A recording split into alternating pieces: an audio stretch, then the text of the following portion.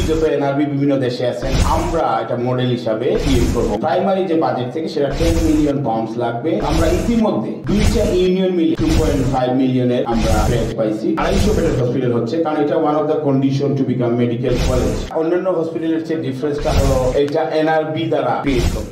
বলা হয়ে থাকে মানুষ যেখানে যায় তার শিকড় সঙ্গ নিয়েই যায়। আমরা যারা প্রবাসী আছি, আমরা প্রবাসী উজ্জ্বল অবস্থানে থাকলেও বাংলাদেশটাকে আমরা বলিনি। এনআরবি হসপিটাল, এই এনআরবি হসপিটালটা বিলেত থেকেই বিলেত প্রবাসীরা উদ্যোগ নিয়েছেন এবং 2টি ইউনিয়নের জনগণের মধ্যবর্তী স্থানে প্রতিষ্ঠিত হচ্ছে সিলেটের এনআরবি হসপিটাল।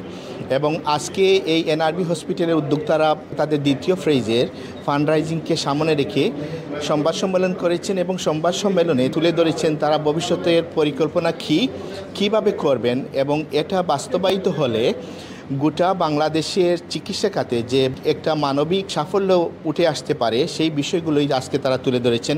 আজকে লন্ডন বাংলা প্রেস ক্লাবের উদ্যোগের সংবাদ সম্মেলনে তাকে অনেকগুলো প্রশ্ন করা হয়েছে, সেই প্রশ্নের আলোকেই তিনি বিস্তারিত তুলে ধরেছেন। এই হসপিটালটা অন্যান্য হসপিটালের চেয়ে ডিফারেন্সটা হলো এটা এনআরবি দ্বারা ক্রিয়েট হবে। যত পৃথিবীর যত এনআরবি বিভিন্ন দেশে আছেন আমরা এটা মডেল হিসাবে ক্রিয়েট করব ফার্স্ট হসপিটাল। এই জন্য এটা হবে ডিফারেন্ট, এটা সবার জন্য উন্মুক্ত। এই হসপিটালটা করতে আমাদের যে প্রাইমারি যে বাজেট থেকে সেটা 10 মিলিয়ন পাউন্ডস লাগবে এবং আমরা ইতিমধ্যে 2টা ইউনিয়ন মিলে 2.5 মিলিয়নের আমরা প্লেজ পাইছি। 2.5 মিলিয়নের 2টা ইউনিয়নে, শুধু সারা বাংলাদেশের কতটা ইউনিয়ন চিন্তা করেন, 2 ইউনিয়নে মিলে হয়েছে, তাও জায়গা ছাড়া। জায়গা 5 একর, যেটা ট্রাস্টি যে 4 জন আমরা মানে এটা জায়গাটা দেওয়া হয়েছে। আর শুধু 2.5 মিলিয়ন প্লেজ হয়েছে একটা প্রোগ্রাম, একটা ইভেন্টে।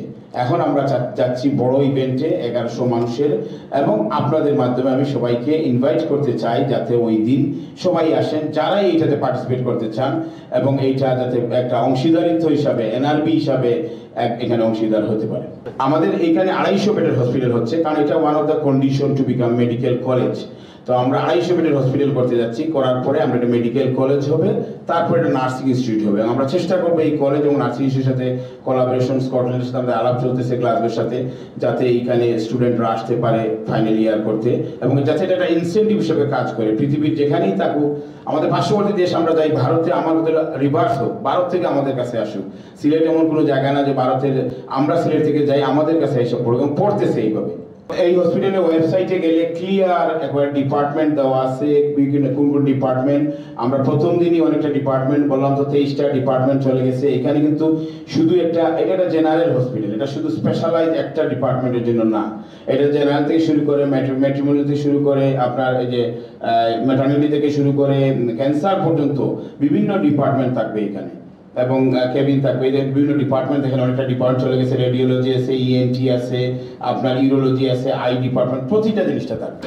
এটা আমাদের প্ল্যান হলো 2028 সালে এটা অপারেশন শুরু করা হসপিটালের, এবং সেই হিসাবে আমাদের জায়গার মাটি ভরাট কাজ শেষ, এবং এখন স্ট্রাকচারাল ইঞ্জিনিয়ার সাথে কন্ট্রাক্ট অ্যাওয়ার্ডেড, এবং তারা গিয়ে এই যে প্লাম্বিং কোথায় কি হবে, স্ট্রাকচারাল ইঞ্জিনিয়ার, আর্কিটেকচারাল ডিজাইন সব ওনাদের 9 মান্থ লাগবে ওনারা বলছেন, এই স্টেজে আছে।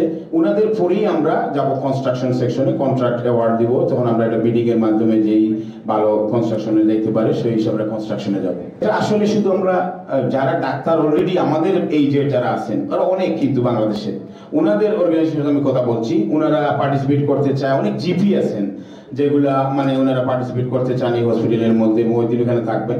নট অনলি দিস, এখানে ইয়াং আছে যারা পাস করতেছে, তারাও কিন্তু তাদেরকে যদি এনগেজ করা যায় এইসব হসপিটালে তারাও যাবে, এবং তাদেরকে ইভেন এইখান থেকে গিয়ে যাতে পড়তে পারে এইটাও কিন্তু একটা মিডিয়া আমরা চেক করতে পারি। অনেক বুলগেরিয়া গিয়া পড়ে, যদি সে বাংলাদেশে আমাদের ওইখানে গিয়ে পড়ে, 2টা জিনিস হচ্ছে, সে পড়তেছে আবার কালচারও শিখতেছে। অনেক প্যারেন্টস এটাতে ইন্টারেস্টেড হইতে পারে যে সে ডাক্তার কেন বুলগেরিয়া গিয়ে হবে, ইউরোপিয়ান কান্ট্রিতে হবে, সে আমাদের দেশে গিয়ে পড়ুক, আমাদের দেশে কালচার শিখুক। এবং অনেক সিলেটি আছেন এটা অথবা, এবং আমরা এই ধরনের মডেলও ক্রিয়েট করতে চেষ্টা করবো যাতে ওইখানে পড়ে সে ডাক্তার হইতে পারে। কমিউনিটি দেশে আমার আজকে মেইন প্রোগ্রামের মেইন উদ্দেশ্যটা হলো যে আমাদের সেপ্টেম্বরে 28 তারিখের ফান্ড রেজিং প্রোগ্রামে আপনারা আসবেন, আপনারা এই মুভমেন্টে জয়েন হন। এটা আপনাদের, এটা সমস্ত এনআরবি হসপিটালের নামটা হলো এনআরবি। আমি জাস্ট একজন ইনিশিয়েটর, আপনারা এখানে জয়েন করেন, আপনারা পার্টিসিপেট করেন, আপনারা যাতে প্রাউড ফিল করেন। আমি বলতেছি আবারও, যে ট্রাস্ট আমি করে আমার প্রফেশনাল লাইফ বিল্ড করছি, আমি সেই ট্রাস্টেই থেকেই দিচ্ছি যে আপনারা আমাকে ট্রাস্ট করতে পারেন, আমার যে কমিউনিটি যে বিল্ড করছে আমার টিম ট্রাস্ট করতে পারেন। ইনশাল্লাহ আপনারা যদি সবাই আসেন তাহলে এটা কোনো ম্যাটার না, এটা একটা না, আমরা আরও এই ধরনের মডেল হসপিটাল করতে পারবো। আজকের যে প্রেস কনফারেন্সটা মেইন প্রোগ্রামটা আমরা নতুন একটা ওয়েবসাইট লঞ্চ করছি শুধুমাত্র সেপ্টেম্বরের 28 তারিখের প্রোগ্রামকে উদ্দেশ্য করে, সবাই যাতে এটাতে অংশগ্রহণ করে সেপ্টেম্বরের 28 তারিখের প্রোগ্রাম। এবং এটা একটা ইভেন্ট রাইটের মধ্যে যে ওয়েবসাইটে এটা রেজিস্ট্রেশন করে এই গেস্ট লিস্ট যাবে। আমরা 1100 জন মানুষ সেপ্টেম্বরের 28 তারিখের প্রোগ্রামে যে ফান্ড রেজিং সমস্ত এনআরবির জন্য ওপেন, এটা শুধু আর 2 ইউনিয়নের জন্য না, এটা ওপেন। এবং ওনারা রেজিস্ট্রেশন করবেন, প্যাকেজ চুজ করবেন, ইভেন প্যাকেজ চুজ না করলেও রেজিস্ট্রেশন করতে পারবেন, ওই দিন গিয়ে চুজ করতে পারবেন। আর যদি আগে থেকে চুজ করেন সেটাও করতে পারবেন, দিয়ে নাম্বারটা আমরা পাবো। এবং আমরা আজকে থেকে আপনাদের মাধ্যমে অফিসিয়ালি স্টার্ট করলাম সেপ্টেম্বরের 28 তারিখের ফান্ড রেজিং প্রোগ্রামটা। ইস্ট লন্ডন থেকে আনোয়ারুল ইসলাম অবি, 52 বাংলা।